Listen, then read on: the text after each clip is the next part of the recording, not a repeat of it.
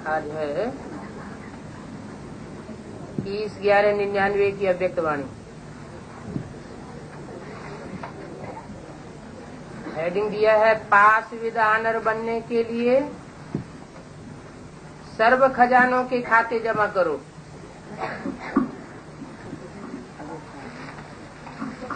आज बाप दादा किस सभा को देख रहे हैं?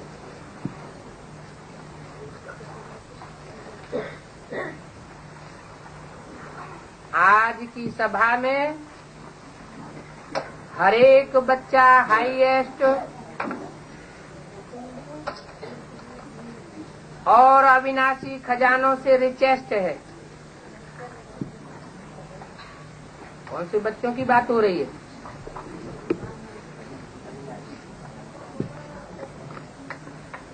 पास विद ऑनर बच्चों की बात हो रही है।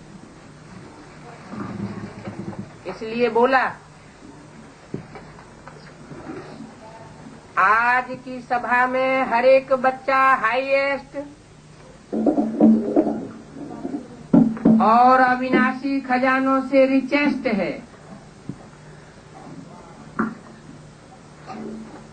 हाईएस्ट बच्चा भी है,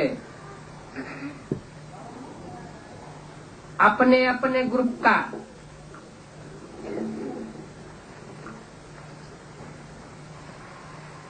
अपने अपने धर्म का, अपने प्रकार की धारणाओं का हाईएस्ट बच्चा भी है और अविनाशी खजानों से रिचेस्ट भी। कौन से हैं अविनाशी खजाने?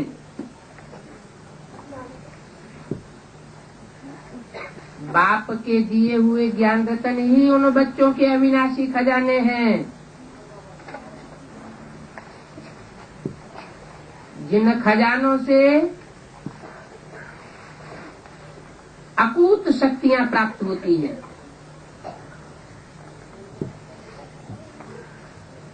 अनगिनत गुण बच्चों में स्वतः ही समा जाते हैं। दुनिया वाले कितने भी रिचेस्ट हों, लेकिन वो तो एक जन्म के लिए रिचेस्ट हैं। और आप बच्चों के ये अविनाशी ज्ञान रत्नों के खजाने स्थूल रत्न बन जाते हैं जन्म जन्मांतर के लिए। तो आप एक जन्म की रिचेस्ट नहीं हो,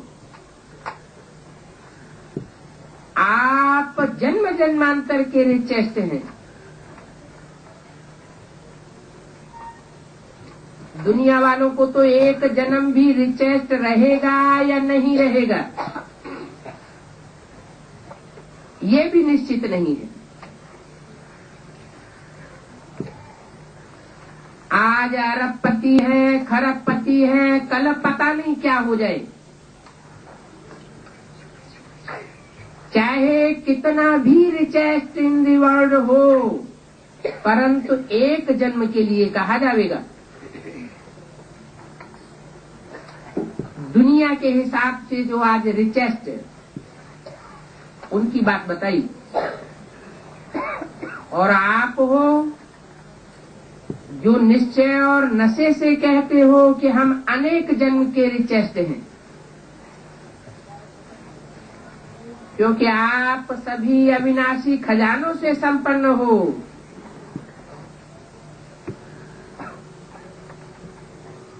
आप सभी जानते हो कि हम इस समय के पुरुषार्थ से एक दिन में भी बहुत कमाई करने वाले हैं। क्या कहा? जैसे जैसे ज्ञान सूर्य के उदय होने का टाइम नजदीक आता जाता है, वैसे वैसे एक एक सेकंड की वैल्यू पुरुषार्थ की बढ़ती जाती है। इसलिए बोला कि आप सभी जानते हो कि हम इस समय के पुरुषार्थ से एक दिन में भी बहुत कमाई करने वाले हैं। जानते हो कि एक दिन में आप कितनी कमाई कर सकते हो? ये जानते हो? ये हिसाब जानते हो ना? गाया हुआ है। क्या गाया हुआ है? अनुभव है एक कदम में पदम। तो एक दिन में बाप द्वारा, बाप की नॉलेज द्वारा, बाप की याद द्वारा हर कदम में पदम जमा होते हैं। क्या अनुभव? कोई और गुरुओं के द्वारा नहीं। किसके द्वारा? एक ही दिन में बाप द्वारा और बाप की नॉलेज के द्वारा और बाप की याद के द्वारा एक कदम में पदम जमा हो जाते हैं। तो सारे दिन में जितने भी याद में कदम उठाते हो उतने ही पदम जमा कर लेते हो। तो ऐसा कमाई करने वाला, खजाना जमा करने वाला और कोई विश्व में होगा क्या? अथवा कोई है? सारे विश्व में चक्कर लगा करके आओ, सिवाय आपके इतना जमा कोई कर नहीं सकता। इसलिए बाप कहते हैं इस श्रेष्ठ स्मृति में रहो कि हम आत्माओं का भाग्य परमात्मा बाप द्वारा ऐसा श्रेष्ठ बना है। कैसा श्रेष्ठ? कि हर कदम में हमारे लिए पदम भरा हुआ है। एक दिन में भी कोई आत्मा लास्ट में आने वाली इतनी फास्ट जा सकती है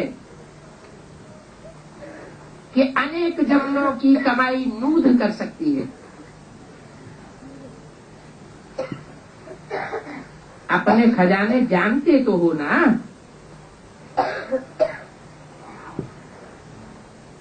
समय के खजाने को भी जानते हो कि इस संगम युग का समय कितना श्रेष्ठ है। जो प्राप्ति चाहिए वो अधिकारी बन बाप से ले रहे हो ना? सर्वाधिकार प्राप्त है ना या नहीं है? अधिकार प्राप्त कर लिया है। एक एक संकल्प ज्ञान युक्त श्रेष्ठ संकल्प कितना बड़ा खजाना है।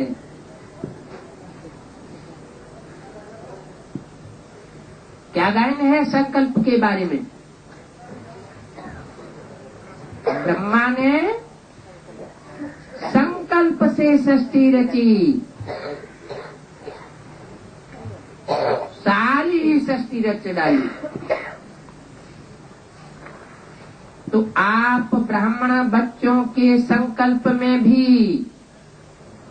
अपने अनेक जन्मों की सृष्टि रचने का भाग्य नुधा हुआ है। एक एक ब्राह्मण बच्चा ऐसा बड़ा सितारा है जिन सितारों में एक एक में दुनिया बसी हुई है। तो उस दुनिया को श्रेष्ठ बनाना ये आपके संकल्प में नुधा हुआ है।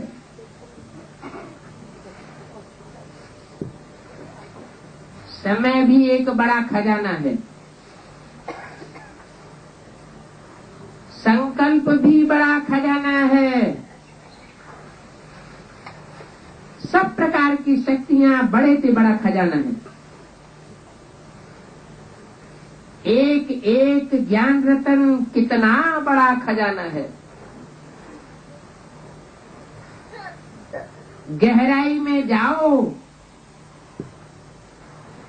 तो कितनी बातों की, कितनी नई नई रिसर्च सामने आ जाती है। हर एक गुण कितना बड़ा खजाना है।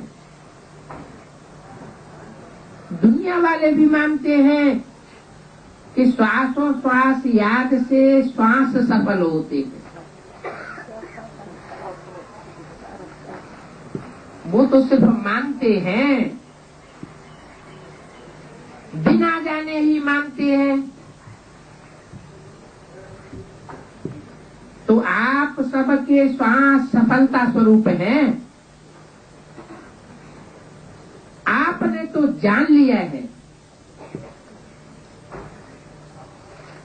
कि अभी समय की वैल्यू कितनी जास्ती है। एक एक श्वास व्यर्थ नहीं गंवाना है। आप सबकी एक एक श्वास सफलता स्वरूप है, व्यर्थ नहीं है। श्वास श्वास में सफलता का अधिकार समाया हुआ है। चाहो तो वो अधिकार लो अथवा न लो, श्वास को व्यर्थ गंवाए दो। लेकिन बाप दादा ने सभी बच्चों को सर्व खजाने एक जैसे ही दिए हैं। कोई बच्चे को अलग से पढ़ाई नहीं पढ़ाई है, अलग से ट्यूशन नहीं पढ़ाई है। दुनिया में भी सरकार के जो टीचर्स होते हैं उन पर प्रतिबंध होता है कि वो क्या न करें, ट्यूशन न करें। तो दुनिया के लाज और कानून बनते कहाँ हैं? उनका फाउंडेशन कहाँ पड़ता है? संगम युग में बाप आकर स्वयं फाउंडेशन डालते हैं। बाप कोई बच्चे को अलग से पढ़ाई नहीं पढ़ाता,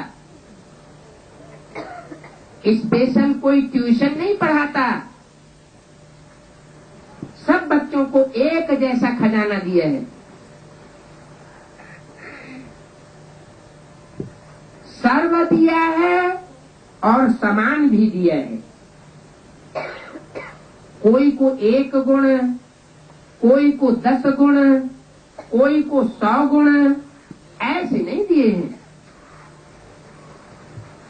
देने वाले दाता ने एक एक बच्चे को सर्व खजाने ब्राह्मण बनते ही समान रूप में दे दिए। कब दिया है? ब्रह्मा के बच्चे ब्राह्मण बने तब। ब्राह्मण किसे कहा जाता है? ब्रह्मा का बच्चा किसे कहा जाता है? ब्राह्मण। जो ब्रह्मा मुख की बात माने वो ब्राह्मण। जो ब्रह्माचारी बने, ब्रह्मा के आचरण को धारण करने वाला बने, वो ब्राह्मण।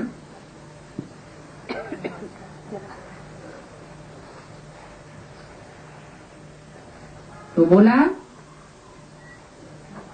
ब्राह्मण बनते ही समान रूप से एक एक बच्चे को सर्व खजाने बाप ने दिए हैं।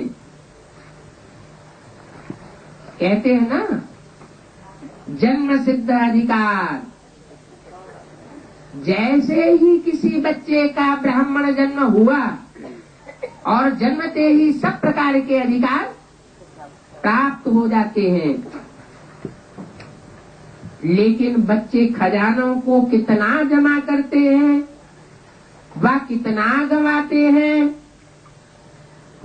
ये हरेक का अपने अपने ऊपर है। गंवाना या जमा करना,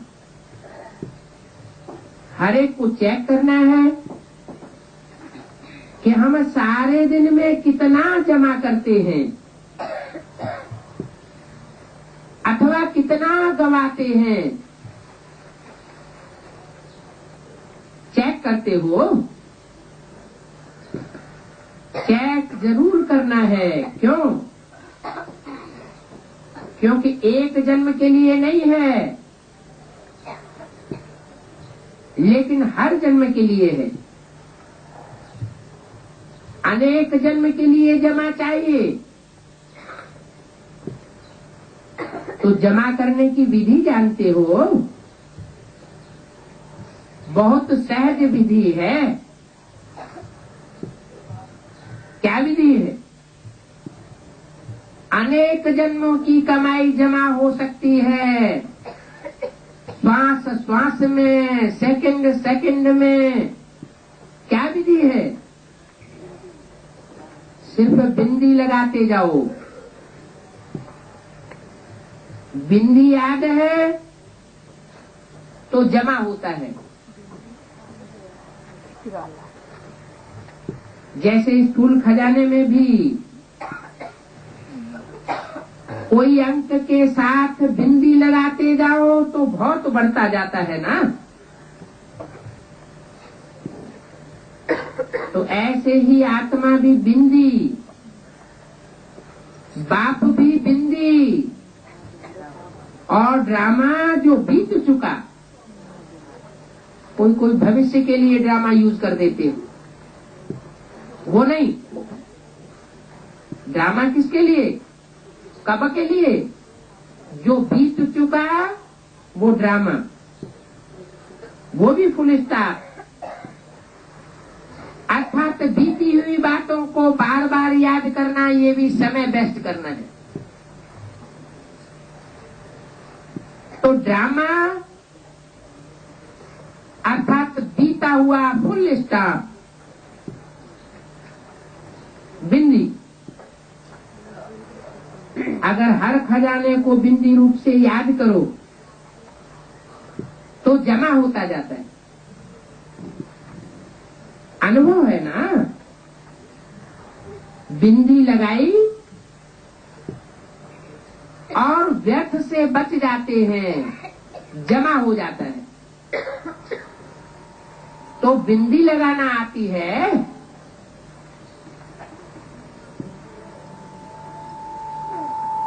कि छोटी छोटी बातें लंबी करना आता है। राई जैसी बात को पहाड़ बनाना आता है, या पहाड़ जैसी समस्याओं को बिंदी लगाना आता है। कोई कोई ऐसे होते हैं, बड़ी समस्या को भी छोटा बनाए देते हैं, हल्का बनाए देते हैं। और कोई ऐसे होते हैं, अपना स्वभाव संस्कारी ऐसा बन गया है कि छोटी छोटी बात को लंबा करके राई से पहाड़ बनाए देते हैं। तो बिंदी लगाना आती है, ऐसे होता है। क्या होता है? कोशिश करते हैं बिंदी लगाने की, लेकिन बिंदी के बजाय और ही लंबी लाइन हो जाती है। बिंदी के बजाय क्वेश्चन मार्क हो जाता है। बिंदी के बजाय आश्चर्य की लाइन लग जाती है। तो जमा करने का खाता, उसकी विधि है बिंदी, और गवाने का रास्ता है लंबी लाइन लगाना। क्वेश्चंस की लंबी क्यों लगाना? क्वेश्चन मार्क लगाना, आश्चर्य की मात्रा लगाना, ये सहज है अथवा बिंदी लगाना सहज है? बिंदी लगाना तो बहुत सहज है, एक बच्चा भी बिंदी लगा सकता है। फिर क्वेश्चन मार्क की लाइन लंबी क्यों हो जाती है? आश्चर्य की लाइन लंबी क्यों हो जाती है? अरे ऐसा भी होता है क्या? ऐसे क्यों होता है? जब ईश्वरीय परिवार है, ईश्वर डायरेक्ट पढ़ाई पढ़ा रहा है, तो ऐसे भी होता है क्या?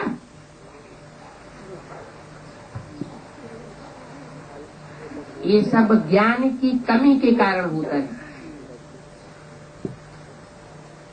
अगर ज्ञान पूरा ही रग रग में समाया हुआ हो, जो भी बातें बाबा ने बोली हुई है वो समय पर याद आ जाए, तो हर बात में समस्या स्वरूप न बन करके समाधान स्वरूप ही बनेंगे। और जब समाधान स्वरूप बनेंगे तो सहज ही बिंदी लग जाएगी। तो जमा करने का खाता है, विधि है बिंदी, और गवाने का रास्ता है लंबी लाइन लगाना।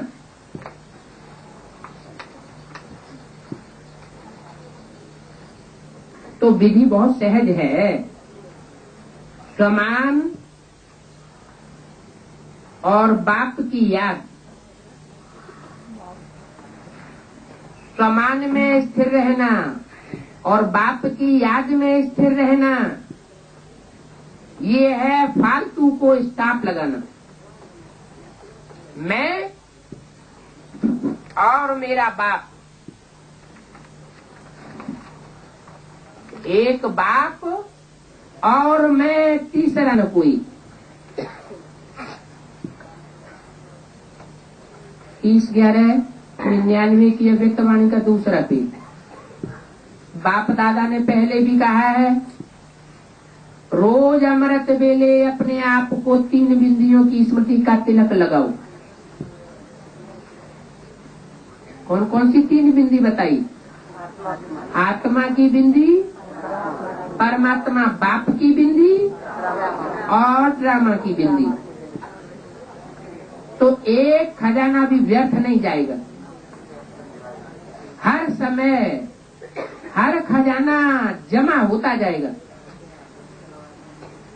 बाप दादा ने सभी बच्चों का चार्ट देखा,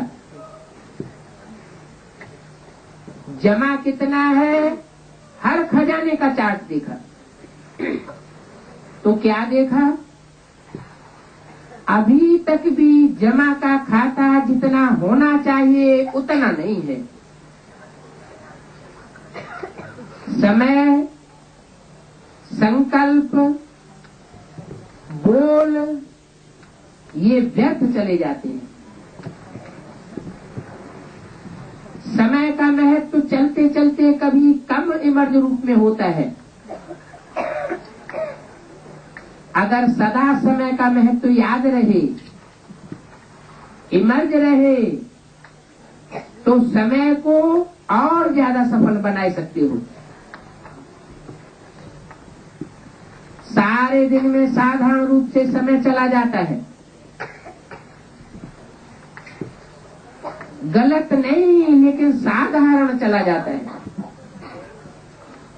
ऐसे ही संकल्प भी बुरे नहीं चलते हैं लेकिन व्यर्थ चले जाते हैं। 1 घंटे की चेकिंग करो, हर घंटे में समय या संकल्प कितने साधारण जाते हैं, ये चेक करो। जमा नहीं होते हैं। फिर बाप दादा इशारा भी देता है,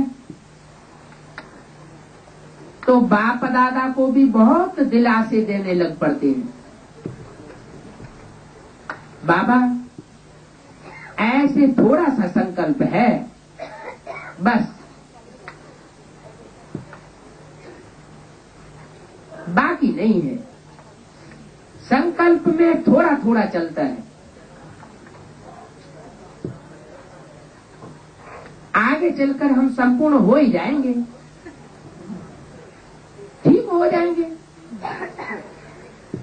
अभी कोई अंक थोड़े ही आया है, अभी तो थोड़ा समय पड़ा है ना, तो समय आने पर संपन्न हो ही जाएंगे। लेकिन बाप दादा ने बार बार कह दिया है कि जमा का खाता बहुत लंबे समय का चाहिए, तब अंत मते सो गते होगी। अगर जमा का खाता अंत में संपन्न करेंगे, अंत में थोड़े समय के लिए संपन्न स्टेज होगी और समय आने पर ही बनेंगे, तो बहुत समय का जमा हुआ, ध्यान रखना, बहुत समय का जमा हुआ बहुत समय चलता है, और थोड़े समय का जमा हुआ संपन्नता का खजाना थोड़े जन्म थोड़े समय चलेगा।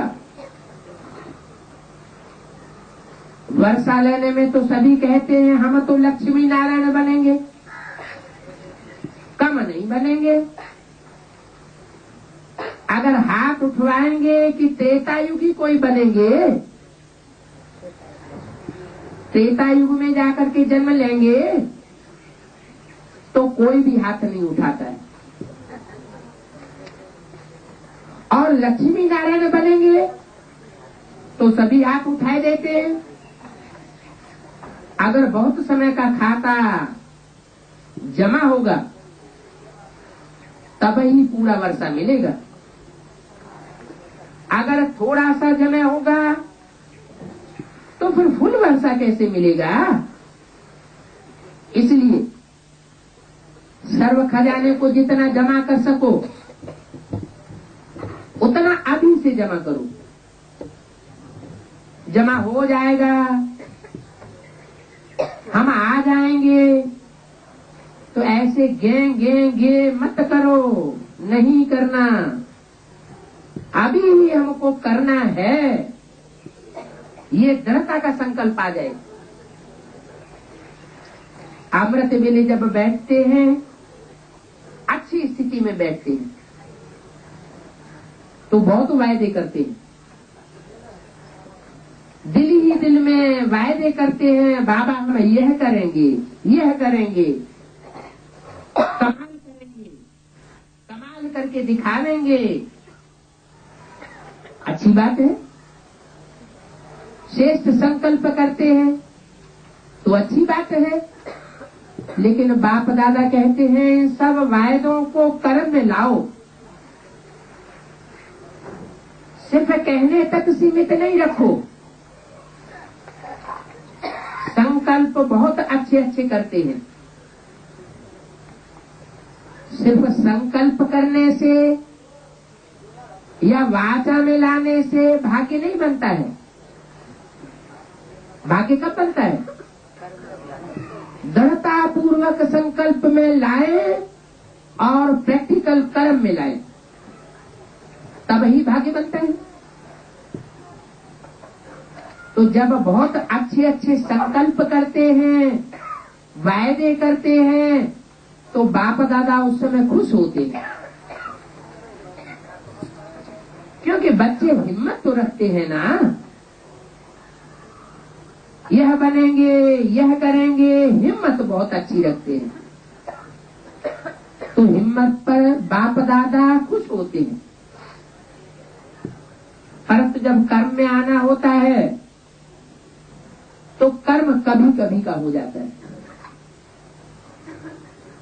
वायदा करना बहुत सहज है, लेकिन कर्म में करना माना वायदा निभाना, तो निभाने से नंबर मिलते हैं। सिर्फ वायदा करने से नंबर नहीं मिलते। जो जितना वायदे को निभाते हैं उनको नंबर मिलते हैं।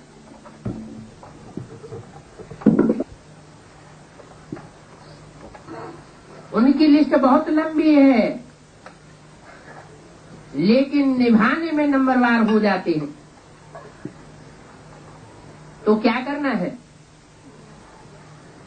संकल्प और कर्म को समान बनाओ। जो संकल्प करते हो उसे प्रैक्टिकल कर्म में लाओ। प्लान और प्रैक्टिकल दोनों ही समान बनाओ। बना सकते हो ना? बिजनेस वाले आए हैं। बिजनेस वाले तो बहुत बिजनेस करना जानते हैं ना, जमा करना जानते हैं ना। और इंजीनियर,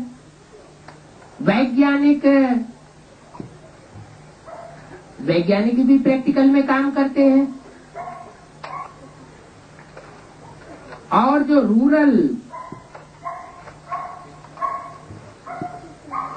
करने वाले हैं, शासन करने वाले हैं,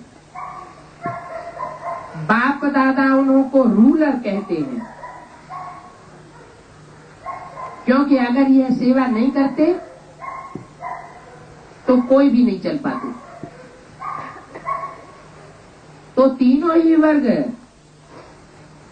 तीनों ही विंग जो आए हैं वो कर्म करने वाले हैं, सिर्फ कहने वाले नहीं हैं, करने वाले हैं। तो सभी वायदे कर्म में निभाने वाली आत्माएं हो ना, या सिर्फ वायदा करने वाले हो? वायदे के समय तो बाप दादा को हिम्मत दिखा करके खुश कर देते हैं। बाप दादा के पास हर एक बच्चे के वायदों की फाइल है। वायदों का फाइल रखने के लिए वहां अलमारी नहीं है, वह ऐसी कोई जगह नहीं है, ऐसा कुछ नहीं है।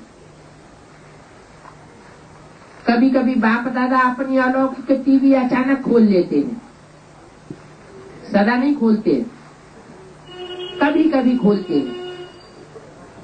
तो सब सुनने में आता है। जो आपस में बोलचाल करते हैं, आपस में एक दूसरे की दिल का लेन देन करते हैं। ऐसे तो दिल की बात दिलावर को बतानी चाहिए, लेकिन क्या करते हैं? आपस में ही एक दूसरे के दिल की लेन देन करते हैं, एक दूसरे को दिल देते हैं, दिल लेते हैं, आपस में ही बातें करते हैं। तो वो आपस की बातें भी बाप दादा सुनते हैं, समझते हैं बाप दादा को तो नहीं मालूम पड़ा। बाप दादा कहते हैं अभी व्यर्थ के खाते समाप्त करो, व्यर्थ को जमा के खाते में जमा करो।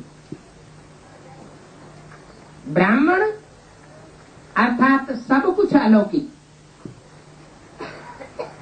इस ब्राह्मण जीवन का महत्व तो बहुत बड़ा है और प्राप्तियां बहुत बड़ी हैं, सम्मान बहुत बड़ा है।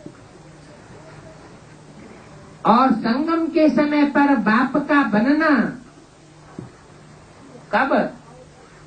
और किसी जन्म में नहीं।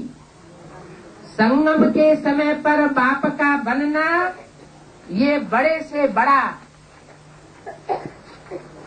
पदम गुना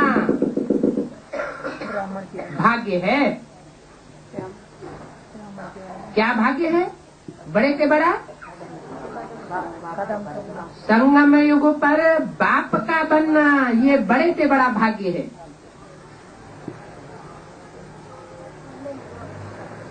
तो जो मुक्त है, बंधन मुक्त है, वो तो आराम से बाप के बन जाते हैं, बन सकते हैं। लेकिन जो बांधेली माताएं हैं,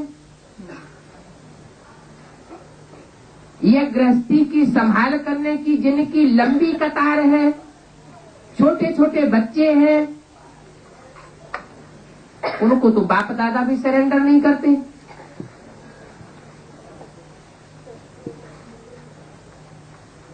तो वो अपना भाग्य कैसे बनावेंगे? बाप कहते हैं अंदर से अपने को सरेंडर समझो, अपना जीवन अपनी बुद्धि को अर्पण में बनाओ।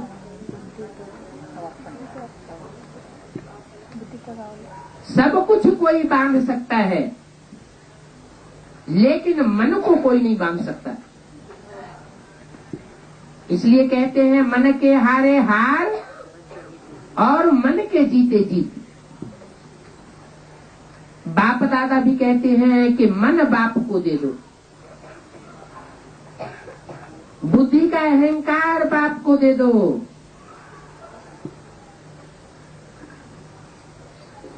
तो बाप दादा कहते हैं कि हर खजाने के महत्व को रखो।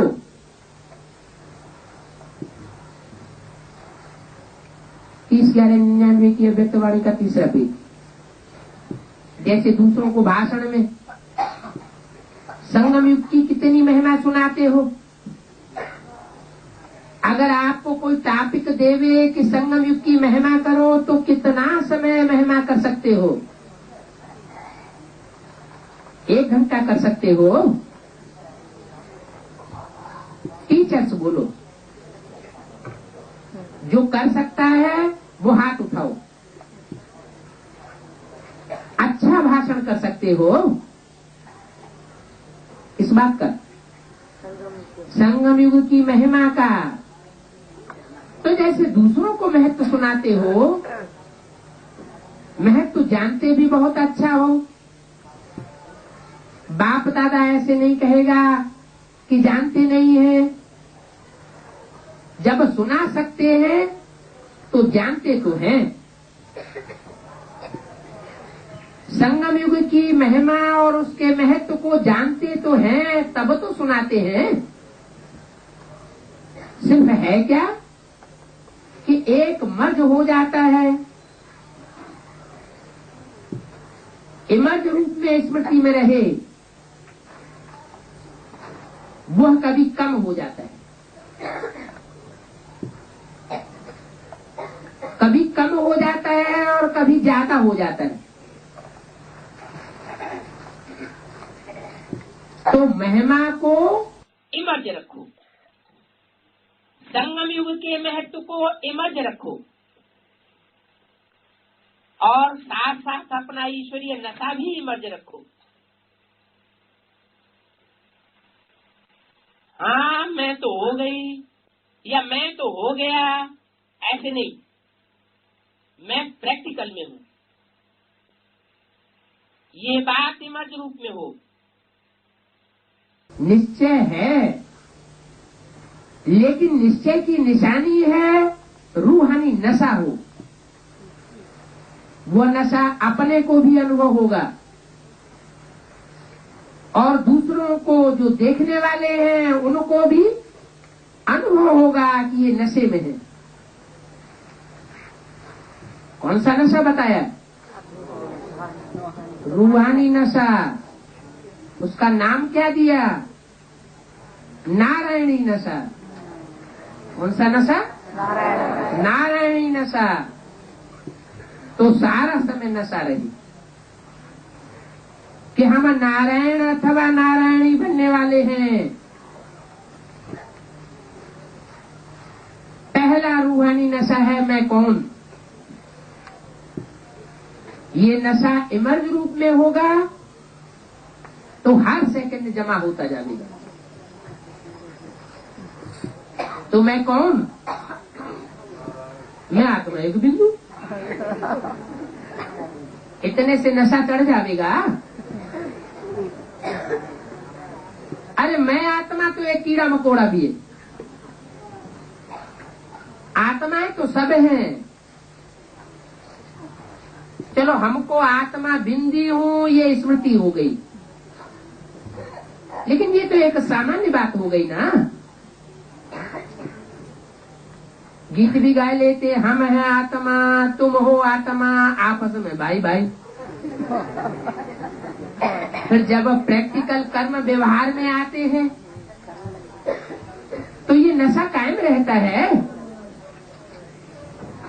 कि तू तेरे की मैं मेरे की, लड़ाई झगड़ा शुरू हो जाता है। ये नशा एमर्ज रूप में होगा तो हर सेकंड जमा होता जाएगा।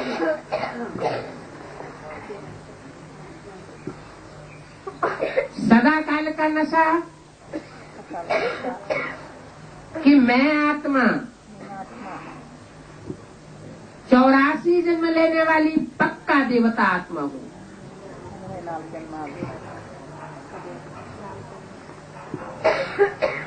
ये नशा अनेक जन्मों की प्राप्ति कराएगा। तो आज बाप दादा ने जमा का खाता देखा, इसलिए आज विशेष अटेंशन दिला रहे हैं कि समय की समाप्ति अचानक होनी है। क्या कहा? तो सोचते रहे कि अभी कोई अंत समय थोड़ा ही आ गया है, अभी तो टाइम पड़ा है। ये नहीं सोचो कि मालूम तो पड़ता रहेगा, समय पर ठीक हो ही जाएंगे। जो समय का आधार लेता है समय ठीक कर देगा या समय पर हो ही जाएगा। उनका टीचर कौन है?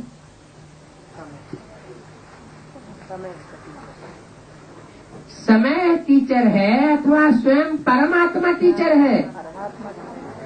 समय तो जड़ है, आत्माएं चैतन्य है। जड़ समय चैतन्य आत्माओं का टीचर बनेगा क्या? अगर जड़ समय को टीचर बनावेंगे तो स्वयं की बुद्धि भी कैसी हो जाएगी? जड़ बुद्धि हो जाएगी। समय ठीक कर देता है या समय ठीक कर देगा, इस तरह जो समय का आधार लेता है कि समय पर हो ही जाएगा, उनको पढ़ाने वाला टीचर भी जरूर ऐसा ही होगा।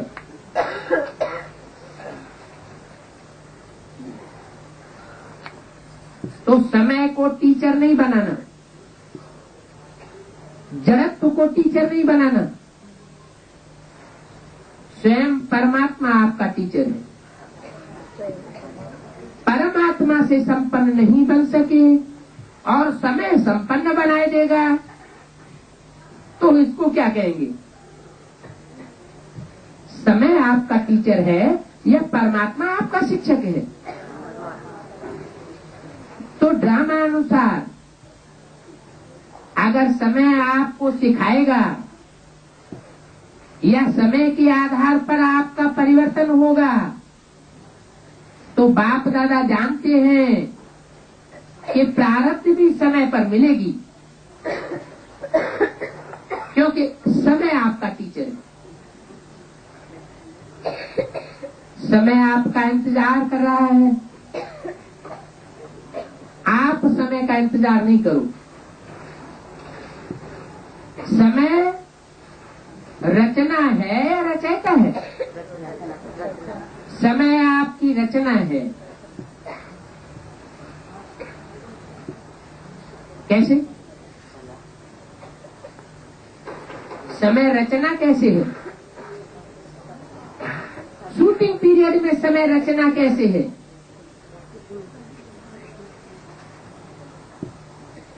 शूटिंग पीरियड में बताया पहले सतो प्रधान स्टेज है, फिर सतो सामान्य, फिर रजो, फिर तमो। ऐसे 4 अवस्थाओं से आत्माएं गुजरती हैं। भले गुजरती हैं, लेकिन कोई आत्मा ऐसी भी तो है जो कलयुग में भी आकर के सुखी रहती है। मोस्टली नहीं रहती है, लेकिन कोई कोई आत्माएं हैं ऐसी तीव्र पुरुषार्थी जो कोई भी युग की शूटिंग हो रही हो, हर युग की शूटिंग में अंत तक संपन्न स्टेज धारण करके रखती है। तो उनके लिए तो तामस नहीं आया ज्यादा, जैसे देवात्माओं के लिए बताया कि तुम बच्चे 3/4 हिस्सा ऐसे ड्रामा में सुख भोगते हो, और धर्म वाले आधा सुख और आधा दुख भोगते। तो ये कर्मों के आधार पर है या समय के आधार पर है? कर्म के आधार पर है। बाप के बच्चों ने डायरेक्ट बाप से कर्म की गुह्य गति का पाठ पढ़ा, धारण किया, तो बाप के जो देवी देवता सनातन धर्म वाले बच्चे हैं वो 3/4 हिस्सा सुख भोग सकते हैं। तो कर्म ही आधार हुआ ना। इससे साबित हुआ कि कर्म चैतन्य आत्मा करती है। अपने कर्मों के आधार पर हर आत्मा अपनी सात्विकता इकट्ठी करती है। तामस आना अर्थात दुख आना, सात्विक वृत्ति बनी रहना अर्थात सुखी रहना। तो आप मास्टर रचयिता हो, चाहे सुख की सृष्टि रचो और चाहे कलयुगी दुख की सृष्टि रचो, कलह कलेश वाली।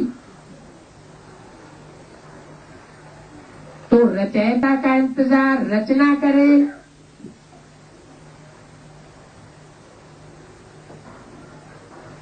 या रचना रचयिता का इंतजार करे? रचना है समय, दुख का समय लाने वाले अथवा सुख का समय लाने वाले आप हो। बाप तो आकर के सिर्फ रास्ता बताता है कि इस तरह कर्मों की गुह्य गति है, ऐसे ऐसे करने से सुख होगा और ऐसे ऐसे करने से दुख होगा। श्रीमत पर चलेंगे तो सुख होगा, अनेक मनुष्य गुरुओं की मत पर चलेंगे या मनमत पर चलेंगे तो दुख होगा। अनेकों की मत पर चलना माना रावण की मत पर चलना, अनेक मुख वाले की मत पर चलना, और एक श्रेष्ठ से श्रेष्ठ जो बाप आया हुआ है, हीरो पाटधारी रूप में आया हुआ है, उस एक की मत पर चलना तो जन्म जन्मांतर के लिए सुख इकट्ठा करना। तो रचयिता का इंतजार रचना करे ना कि मास्टर रचयिता समय का इंतजार करो। और मुश्किल है भी क्या? सहज को स्वयं ही मुश्किल बनाते हुए है सहज राजयोग, और कहते हैं बहुत कठिन है। कठिन क्यों हो जाता है? क्योंकि अपनी मन मत चलाते हैं अथवा मनुष्य गुरुओं की मत पर चल पड़ते हैं। बाप बाप जो श्रेष्ठ मत दे रहा है, अथवा तो उस बाप को पहचानते नहीं है, अथवा पहचान कर भी बाप की मत पर चलते नहीं। पूर्व जन्मों के संस्कार खींच लेते हैं और मुश्किल बनाए देते हैं। तो संस्कारों को परिवर्तन करने की शक्ति अपने में धारण करनी है, फिर मुश्किल नहीं लगेगा। मुश्किल है नहीं, मुश्किल बनाए देते हो। जब बाप कहते हैं जो भी बोझ लगता है वह बोझ बाप को दे दो, क्या बोझ कब लगता है? मेरा मेरा मेरा मेरा करने से बोझ लगता है, समस्या महसूस होती है, कठिन लगता है। सब कुछ तेरा, कुछ नहीं मेरा, सब कुछ बाप को सौंप दिया और अंदर से ये धारणा कर ली मेरा तो एक बाप, दूसरा न कोई। तो बोझ बाप को दे दो, वह देना नहीं आता है। बोझ उठाते भी हो फिर थक जाते, फिर बाप को लेना भी देते हो। अब हम क्या करें, कैसे करें? तो अपने ऊपर बोझ उठाते ही क्यों हो? बाप ऑफर कर रहा है, इस बात की ऑफर कर रहा है, अपना सब बोझ बाप के हवाले करो।